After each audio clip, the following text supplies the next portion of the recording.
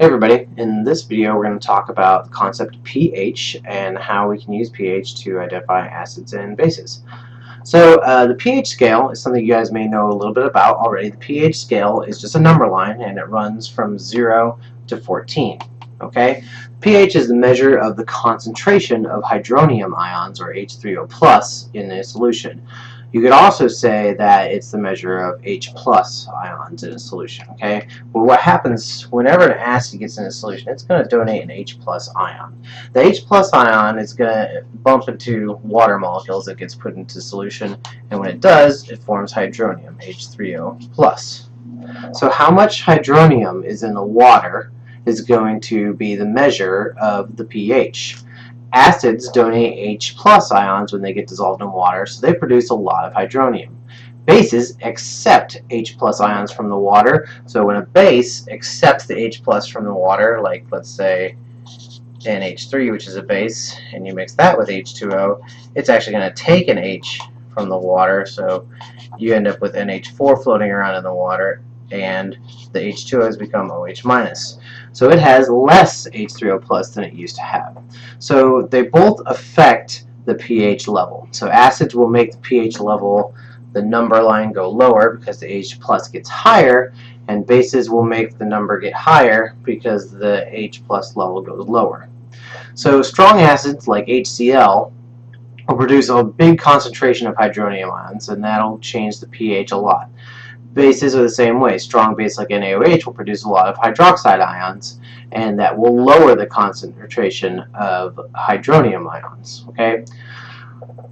Remember, water is exactly neutral.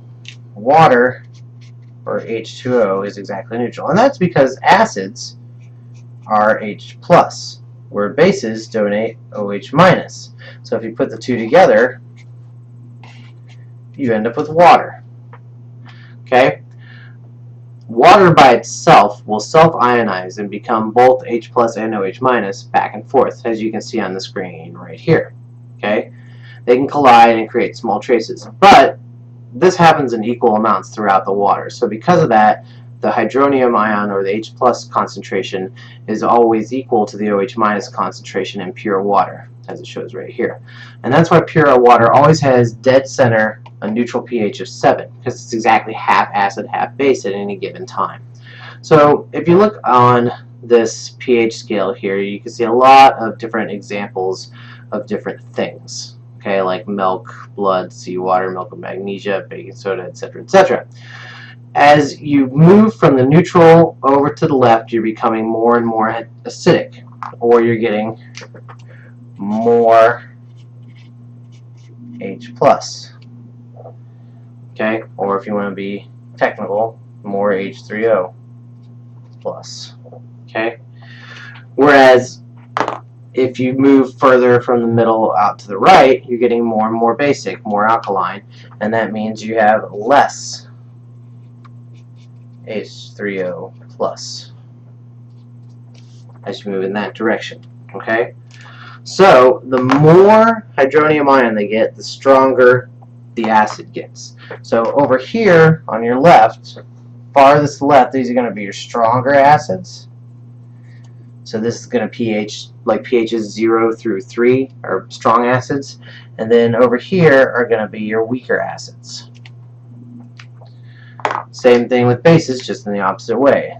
Weaker bases will be closer to 7, and then stronger bases will be closer to 14.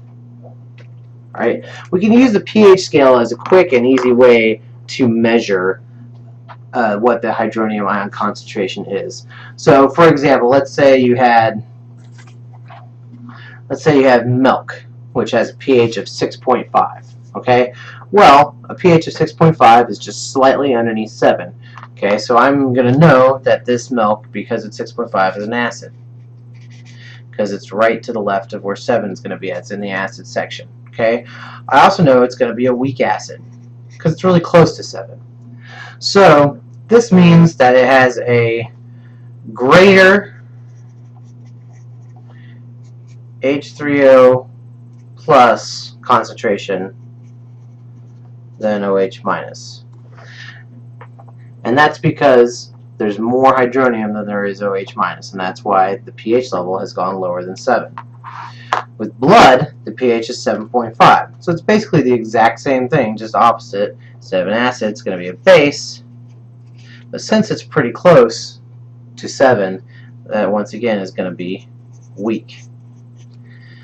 And it's going to have a greater OH minus concentration than it does an H3O plus concentration. Okay? Okay, so by looking at the number line, the pH line, and the scale, we can easily determine what the acid or base content is. Okay, so the pH gives us a measure of that. So there's a lot of different ways we can measure pH. The most accurate way to measure pH is a pH meter. A pH meter will actually read the concentration of hydronium ions in the liquid and give you an accurate reading of pH. Of course, not everyone has a pH meter, and sometimes they're not as practical. So we use these things called acid-base indicators to give us an indication of if a liquid is an acid or a base. Acid-base indicators will change color based on the pH of solution. And there's lots of different kinds of indicators. There's methyl red, phenolphthalein, bromothymol blue. Those are all ones that are written on here, and they turn different colors at different specific points. Okay, the most common ones that we use a lot are usually litmus, pH paper, which is universal indicator, and phenolphthalein. Those are the ones we use a lot in chemistry class. Phenolphthalein, for example, has a specific point at 8.2 or 8.0 to 8.2 where it changes color. It's clear in an acid, completely clear, but in a base it'll turn a bright fuchsia pink. So phenolphthalein is used a lot to see if something is an acid or a base, because that bright pink color is really hard to miss, and it only changes just slightly to the right of where the base begins. The universal indicator is the one we use a lot when we want to get our very specific colors. But if you just want to tell if it's an acid or a base, phenolphthalein or litmus paper, which litmus paper is red in acid and blue in a base, those we just use to tell if it's acid or base. But if you want a very specific pH, we use a pH paper, like this guy, or the universal indicator, like liquids here.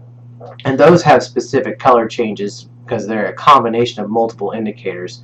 And those color changes, they will show you exactly what pH those are at. Okay, gives you a general idea. So we use that a lot in class.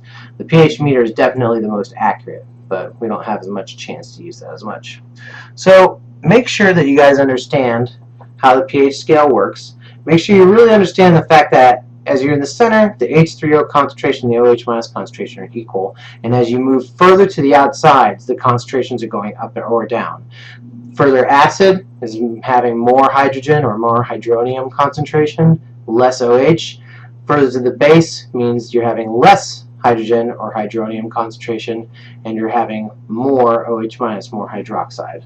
Okay, so the reason, remember, that acids and bases do this is because when they get put into a liquid, they dissociate or ionize when they're placed in the water.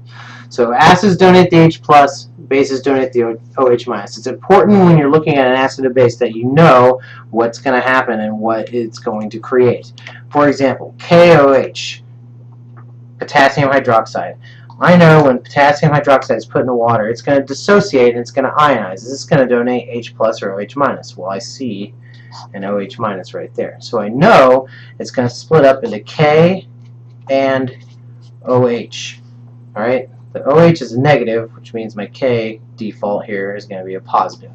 I also know that from looking at my periodic table.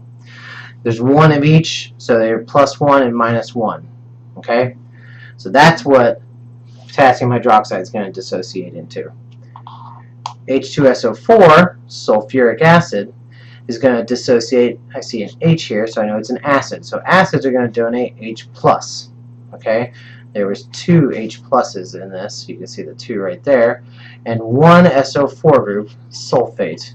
So if there's 2 positives, the sulfate here is a charge of -2 to balance out those 2 positive hydrogens. So this is going to dissociate into this and this. So if you put this acid into water, it's going to break apart and donate 2 hydrogens and a sulfate group. The last one, just got a little messed up here, C2H3O2, is acetic acid. Notice there's an H in front and H is over here. The reason this H is out in front is because this is an acidic hydrogen. It's one that's more likely going to ionize than these other ones, which are part of a different part of the compound. So this guy, when he dissociates, does donate a hydrogen, and it's always going to be that front one. So what's left over is C2H3O2. It's pretty easy to figure out, because if you take out the H that you know it's donating, whatever's left over, that's going to be your other dissociated ion. So this is acetate, and it has a charge of -1. Okay? So by knowing what acids and bases do when you put them into liquid, you can decide what they're going to dissociate and ionize into. By looking at the ions, we can determine where they belong on the pH scale, and by doing that, we can see how strong of an acid and a base they are. Hope this helps. We'll see you guys later.